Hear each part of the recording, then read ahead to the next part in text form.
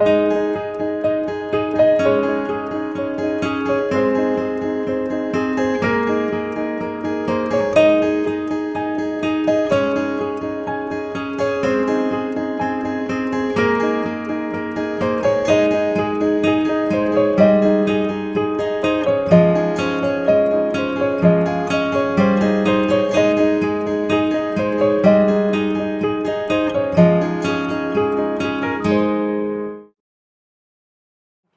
evening, everyone. We're so happy to see you here again, and we want to thank you for joining us in our next segment, Seed Time and Harvest, where again we will be showing you some practical steps on how to be able to provide for yourself where you are. And so, Jose, let's have a brief review of last week. All right. How many of us remember what we talked about last week? What was it? Soil. Soil, that's right. Last week we talked about soil mixtures, we talked about the different types of soils, and we also talked about the amendments that we add to the soils so that we can produce the best type of plant, the healthiest type. And so what are we going to talk about today? Well, now that we've had the foundation down, which is getting the right soil mixture to be able to have healthy produce, today we're going to talk about where do I put my plants now that I've sprouted my seeds, I've transplanted, which I'm sure most of us have, or tomatoes. How many of us transplanted? This week. Good. All right. So after we've done that, what's next? So today we're going to look at garden design. And there are many things that you can do to be able to grow your own food. But specifically, we're going to focus on being able to make it affordable so that you can have a growing spot on a budget. And so what are some of the designs that we'll be focused on today, Jose? Well, today we're going to focus on garden designs inside the home and some of the outside designs as well, but mostly inside. As you can see here, we have this is what we call a living wall, where we have our plants vertically up against the wall. So how much space am I using? Not very much. Right. It's all growing up. And what we would add to this, if this was somewhere where we were actually growing, would be maybe a grow light. And that way it would have the light, even though it's artificial, but it would be enough for it to grow. And so we wouldn't need a window. We could have this vertical wall all around our house, and we could have a living wall inside our house. And Yeah, it's very beneficial because not only your food is right at your fingertip, you control the temperature so you can grow year round, and it's easily accessible. As well, if this design, many of us have had children. If we have a crib, it's simple. You take your crib apart and stand it up, 4 nails, you put it on the wall, and you hang some plants on it. And that's how you have your vertical garden in your home. I want to say something. Cherise and Jose, they are garden junkies. I mean, whatever they see, they say, okay, I could use that for gardening. They have that look. They have that vision. Garden junkies. Go ahead. And we want to show you, if you look on the screen, you can see what Jose was able to build in our home so we can have a garden in our home. Here it's very simple, about $20. roughly about $20. About $20. And you can have shelves right by your window. So you have total control of what you're able to grow. If you see the pink funnel there, that's you need a small mount container, and you put apple cider vinegar. And if you have house flies attracted to your plants, the flies are attracted to the vinegar, so you won't have them bothering your plants, but they'll actually go down through the funnel and they won't be able to come out. So it's a housefly trap. That's what it is. And so what we also see here is we have 4 different shelves of plants where we can have different varieties of plants.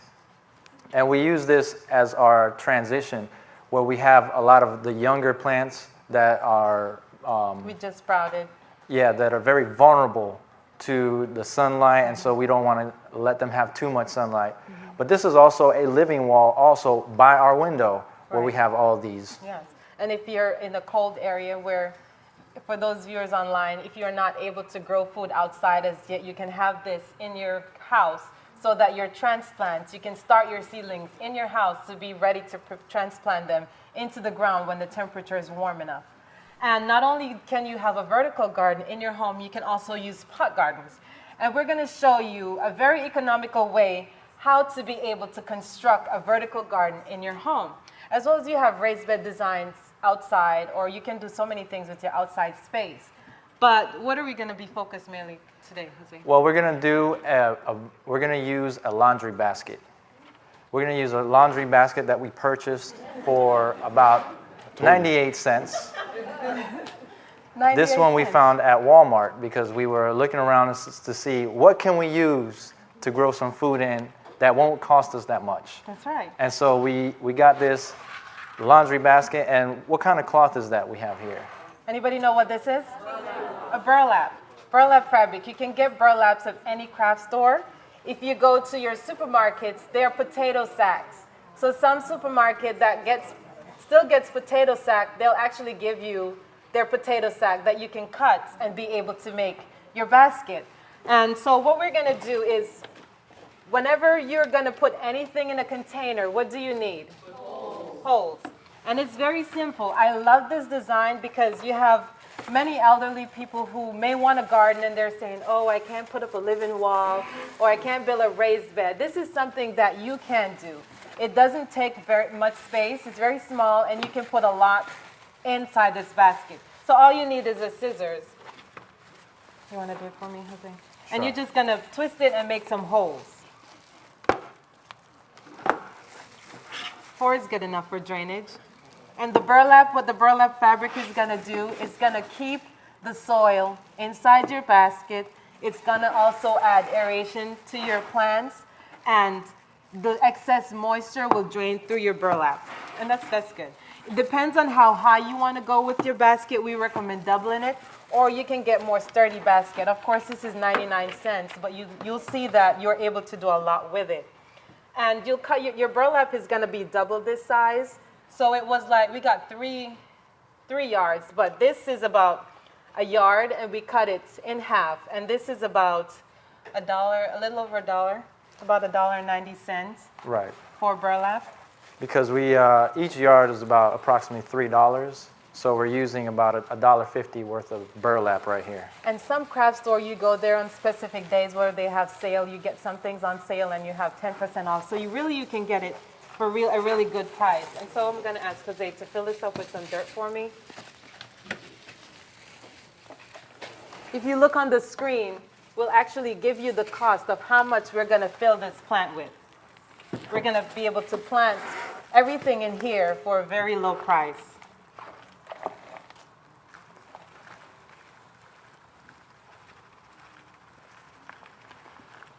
So this is the same soil mixture that we used last week. And it's going to take about, this is a 5-gallon bucket, so about a bucket and a half. When you put your soil in your basket, you don't want to compact it until you're through doing everything that you're going to do. So we're going to add just a little more dirt to this basket. And again, this is very inexpensive. It does not take much time to do. You can make it an activity with your children. It's fun, and the presentation looks really nice.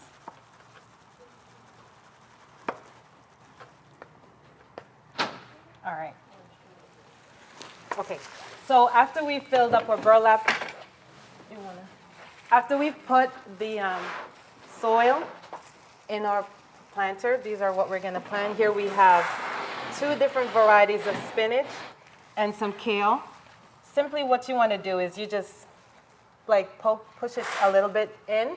You're going to pull the fabric, and then you're going to cut it. When you cut it, you want to at least give a space between each section so you don't stress your burlap so it doesn't fall apart. When you get your hole, you're just going to push the dirt down in it, and then you separate the excess dirt from your plant.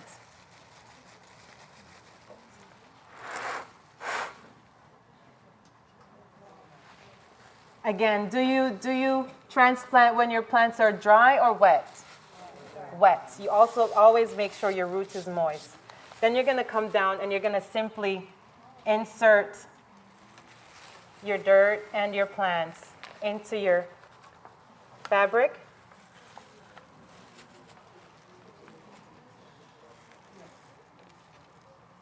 and then you want to compact that side.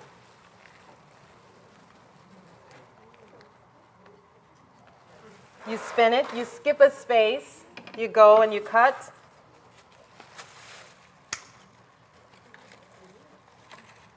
You push it back.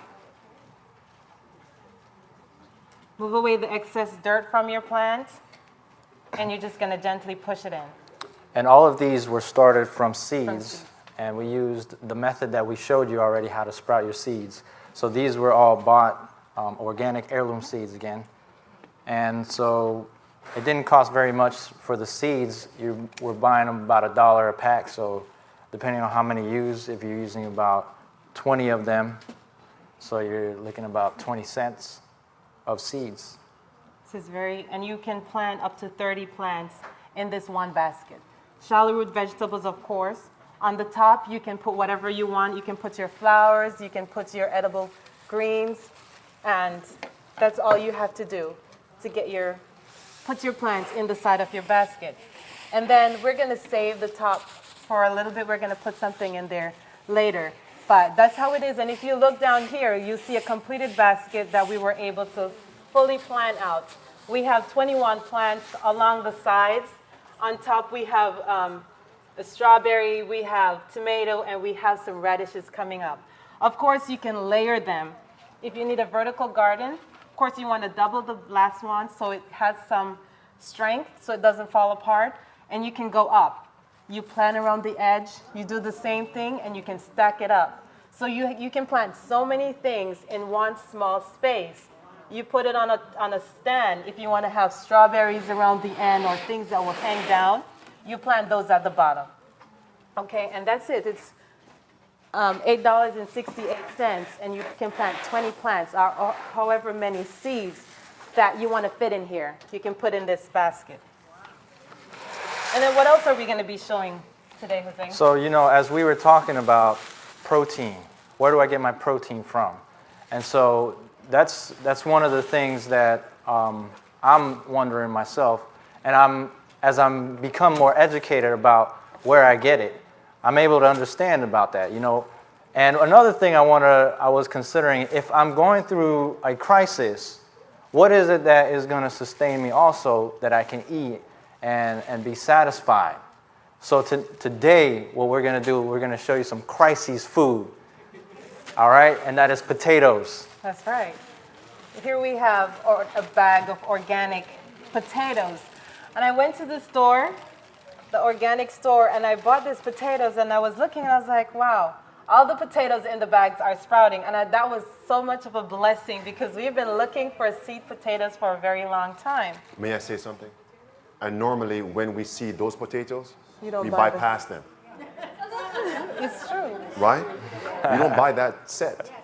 But we were so happy that we were able to find. It's very hard to find seed potatoes, but that's what you want to look for. So don't bypass those because you can get this bag of seed potato will be able to give us enough potato for a year. Yes, with this one bag of potatoes, seed potatoes. And that's what these are called. When you leave your potato on your counter for very long, they start sprouting. And what do we do with our potatoes, Jose? Well, when you look at the potato, you see that there's many eyes around the potato. Each one of these eyes will be a plant. It'll actually sprout out, shoot up. And so what we want to do is we want to cut the potato because we can get different plants from each one. This one potato, we can get maybe we'll get 2 plants out of this one potato. So it may look small, but you can get more than what you think for it. Now, what we do also is we want to cut the potato and let it stay open for about a day or 2 before we plant it. And this will actually prevent any from it rotting when you go and plant it. Also prevents disease and also gives it moisture retention. That's right. Because when you plant this potato, initially before your roots come out, your plant is going to feed off of what's in the potato itself. And so the more of the potato you cut with the stem, it determines the amount of potatoes you'll get out of it. So you want to actually have at least 2 eyes per potato when you plant. And how much spacing do these need? The potatoes need some good amount of space when you plant them. You want to put them about a foot apart. So in this basket here, we're going to probably put 3 halves of potatoes in them. And what we'll do is we'll make some about 4-inch holes inside on the top of this basket here. And then we want to face these eyes facing up, because these are going to shoot up and they're going to leaf up. So these are going to be going up. And another thing that the potatoes like is that they like loose soil.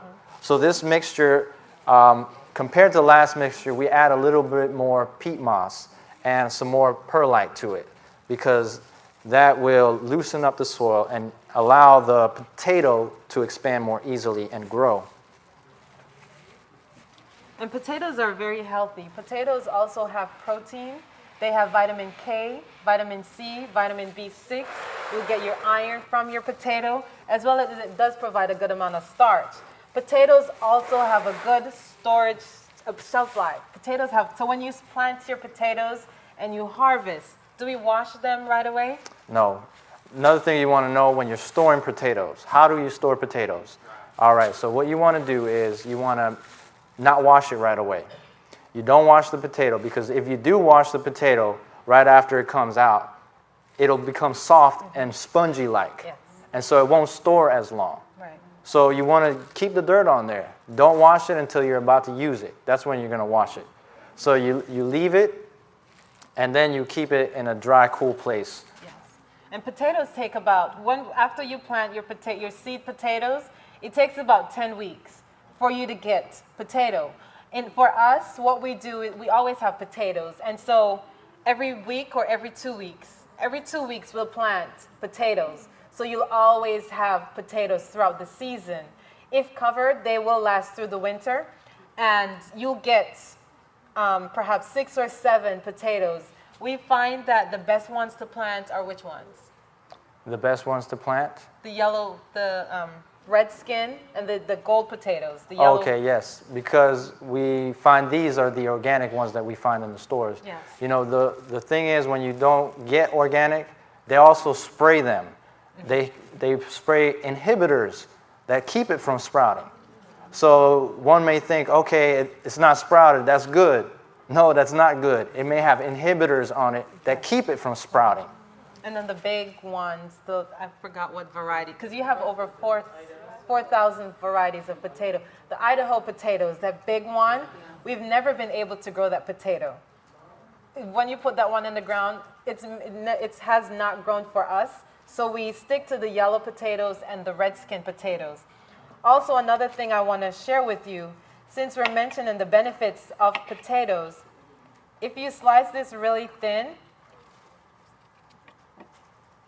you'll see that around this edge of the potato, it's harder for you to see through it. Can you tell? Yes. The starch is closer to the inside of the potato. Majority of the nutrients are found closest to the skin. And so that's why we do not peel our potatoes, because when we do that, we're throwing out most of the nutrients and we're just eating starch. So you wash your potatoes really good and you cook everything. And there you have it. That's it for potatoes.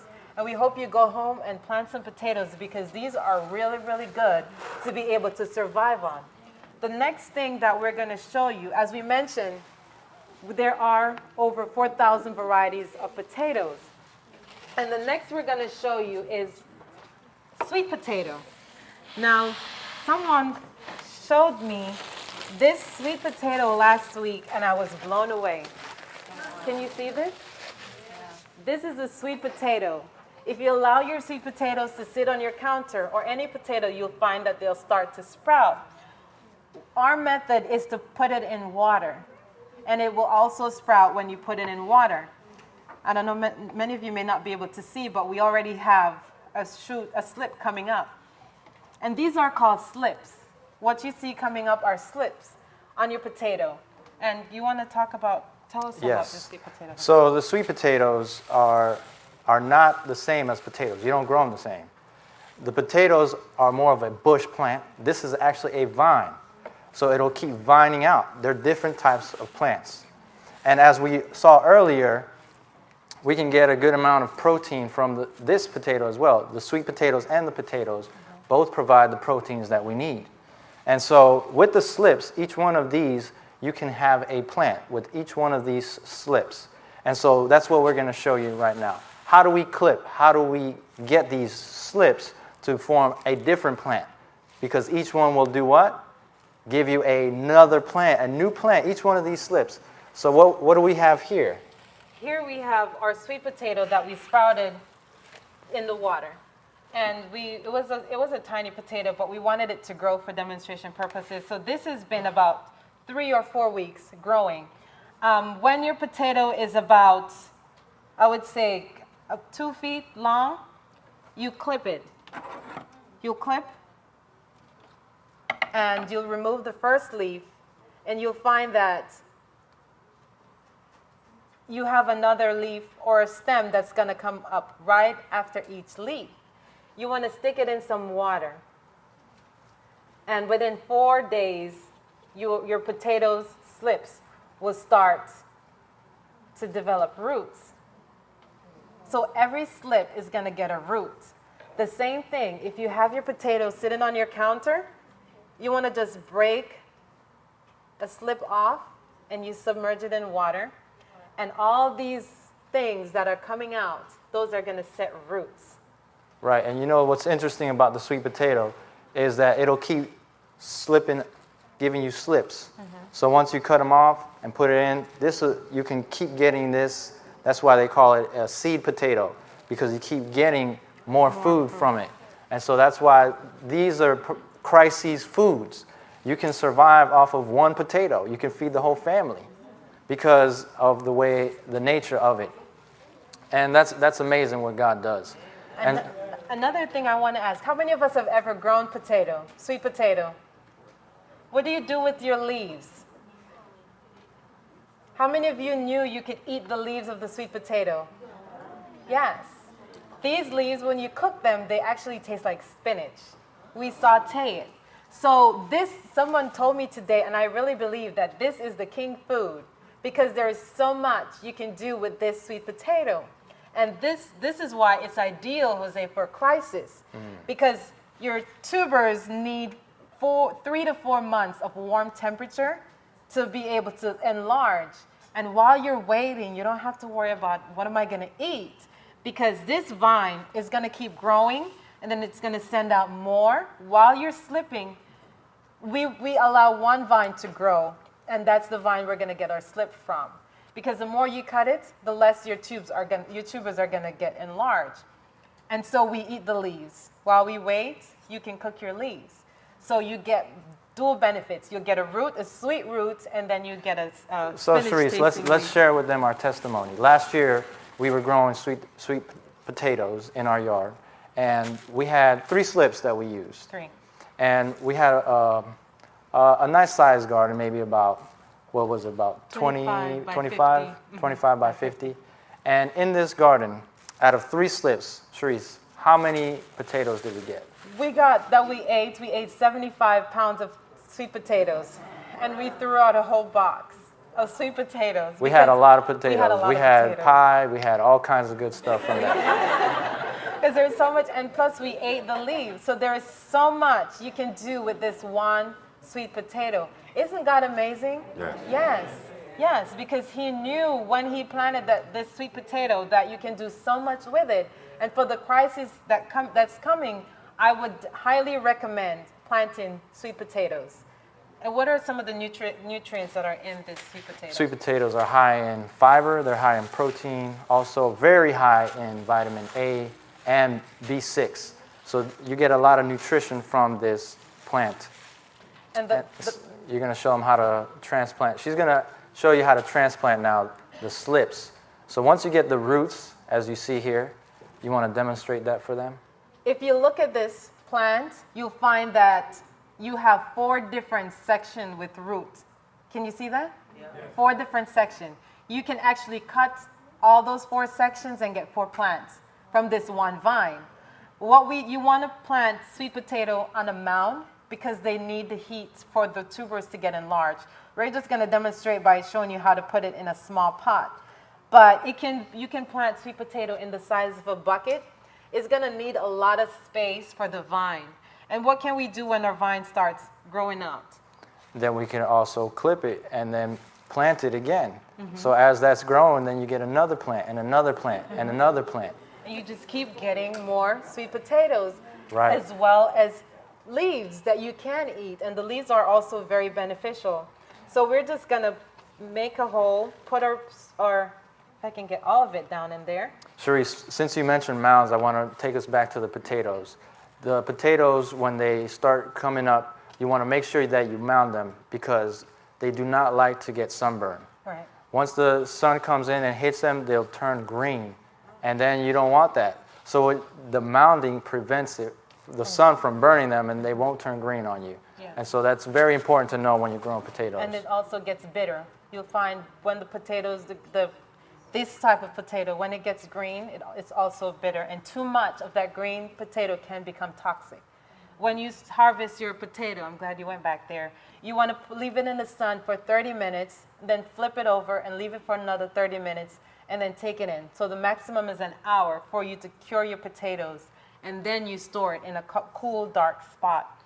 And it's the same, is it the same process with the sweet potato? Right, it's the same. The similar instructions are for the sweet potato. You want to make sure that it cures. And the reason that it gets sweet is because it's going through that curing process. And so you need it to cure for a good while. And then you store it in a cool, dry place as well. Yes. And the sweet potato, if stored properly, can last up to 6 months. And throughout that 6 months, you're still planting sweet potatoes. Through what we do throughout the winter too, you can save your slips because as long as you keep it in the water, you can keep it through the winter because this, unlike the regular potato, sweet potatoes do not do well in cold temperature because they need at least 4 months for them to harden and for the tubers to get enlarged. So you can store your slips through the winter so that you can plant them as soon as spring comes. And so the benefits is endless. So let me ask this question. How many of us are ready to plant some potatoes now? All right. I'm glad to hear that. Or see that. Now I want to ask you this question. Do you remember what we mentioned as an idea for you to do while you're preparing for the crisis? What were we asking you to do as well as your homework? Anybody remember? Don't let that slip by because you need to put some money aside. You want to make sure you make it as an investment. Because this week, your homework is going to be to remember to put that money aside and get yourself some potatoes to grow. All right? Yes. So you want to make sure that you get some organic potatoes, not anything that was sprayed with inhibitors. You want to get some organic potatoes that are ready for you to sprout now so that you can get ready to plant your potatoes. So that's going to be your homework. Do you remember your homework? Yes. All right. I'll be testing you next week, checking on your homework. All right, and happy planting, everyone.